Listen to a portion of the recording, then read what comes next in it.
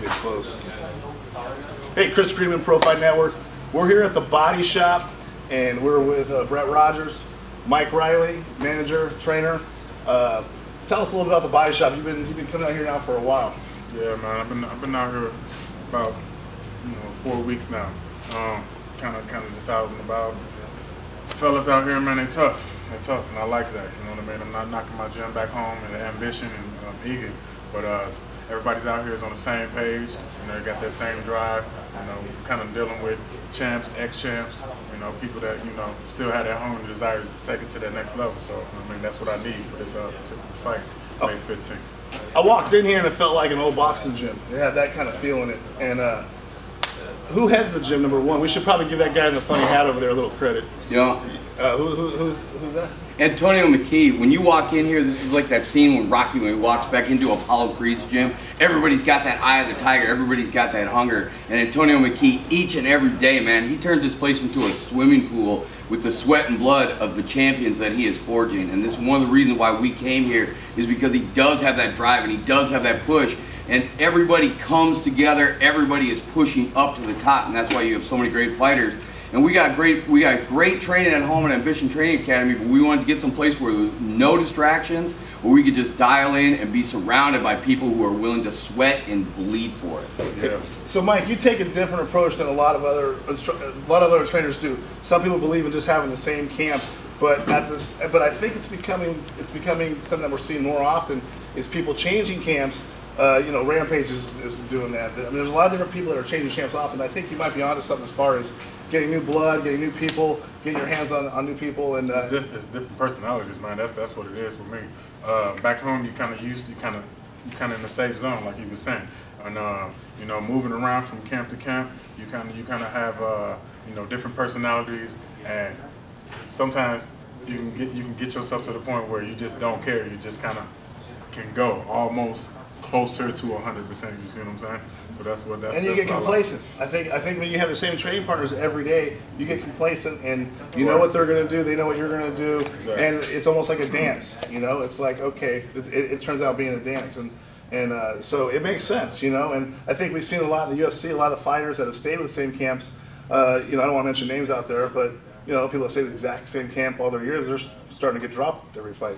It's just happening often. My approach to training, I've only been around mixed martial arts. I've only been around martial arts and been training for 30 years. So I don't really know anything yet, because man has been learning how to fight since the moment he got up off all fours.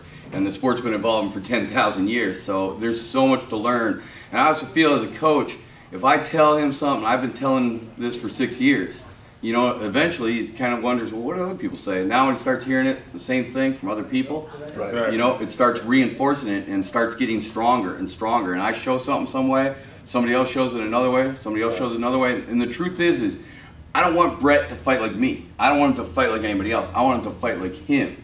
So it isn't like I'm going to show him one thing and have him do it that way. He's got to make it his own. He's got to own it. And the best way to do that is you start bringing in those other voices. You start learning other ways of doing things, and people that want to stay insular, people that are like, say, I'm the coach and you got to do things my way, right. Eventually somebody's going to catch your game, and you keep mixing it up, keep bringing in other voices, have respect that other people know what they're doing too, and have that respect for those other coaches, and use their knowledge and grow, and they will help you grow, and that's how you're always going to stay ahead of the curve. Exactly. Mike Reilly. Another thing about Mike Reilly I'm going to mention right now is he's going to have his own section in our Pro Fight Network forum, and it's going to be called Mike Reilly's Corner, because that's what I named it. And you go there, you can talk to the trainer that trains probably the heavyweight champion, I'm assuming, in about 3 weeks. That's right. That's right. That's kind of cool. So you can get questions, ask the trainer questions, maybe go train at his gym. Find out what's going on with Brett. If Brett's not on there already talking to you, so either way, it's a good way to connect in one direction.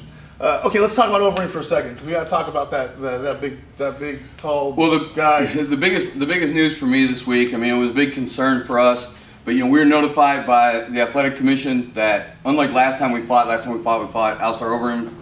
We fought Andre Arlovsky. Right. Tough, brutal fight. We weren't sure I was going to go up until about the 20th second, and then we were able to turn the corner and finish that in 22 seconds.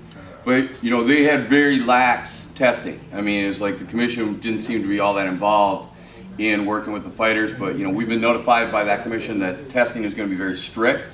They're going to use the same sort of testing that the Olympic Commission uses, same sort of testing that they use out here in California. So very strict steroid testing, and they've also been talking about, you know, they mentioned BAP, so it's like growth hormone. And I don't know if they can test for it, but it sounds like they actually are going to go to that level. It's funny you brought that up because what was just on Yahoo News today was that they now have a test that they don't have to use a baseline for growth hormone, and they can tell if the synthetic part of growth hormone or HGH is in your system. And so, bad news for guys on steroids. You know, bad news. That's just bad news. So a little advice: maybe clean out your system from now until the fight. Maybe they won't catch you. You're not gonna be on because you're on the XCAP. You're on some XCAP stuff that Randy's on. I'm all natural when it comes down to anything. So when it comes down to, you know, all of that, it's no worries. And you know, the thing is I've never, you know, I don't even know if Overeem is on, you know, that's what everybody says. So maybe he is, maybe he isn't. I'll tell you he is. Yeah, you know what I mean? But it's, you know, it's kind of like a no one thing for this fight. You know what I mean? He doesn't need to be. A spade's a spade. You know, I mean, he doesn't need to be, and this fight he won't be, so, you know, that'll be good. But I've always said, and we had a little disagreement with the man over there, but I don't think steroids make you tough. They might make you bigger, they might make you a little bit stronger, but they don't make you tough. This guy's tough. I'm not too sure if Overeem's tough. You know, my boy Chuck dropped. It's false. It's false. It's all false attitude the way I see it. I mean, I don't know too much about it, but I mean, you know, when you don't have it, I think it plays a mental game. So, yeah, we're not worried about that, right? No. All right, so check us out, Pro Fight Network. If you guys are in this area, come to the buy shop. It's Lakewood, California, anywhere in California, anywhere you are in the world. If you just get down here just once, just to go through what the morning conditioning is like, they will find the bottom of your barrel and you will walk out the door a better fighter. You get past the first week, you tough. Cool. Yeah, I mean, all these belts up here, all these trophies is this is real. You know, this is good. This is good stuff. And see, a good student puts his belt in a studio. They don't wear it around town, like I've seen a couple people do. Just so you guys know, it's just a class act. You know, it's library. You can't teach that. But, anyways, anything else, Mike? All right, no. Pro Fight Network. Dial in. May 15th.